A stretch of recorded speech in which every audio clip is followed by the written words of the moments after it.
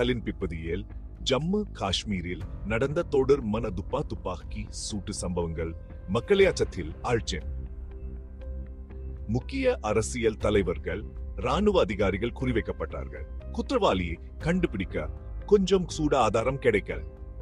போலீஸும் ராணுவமும் தீவிர விசாரணைகளை நடத்தினாங்க. ஆனா அந்த துப்பாக்கி சூடுக்காரனோட துல்லியம் அவனை கண்டுபிடிக்க முடியாத அளவுக்கு இருந்துச்சு.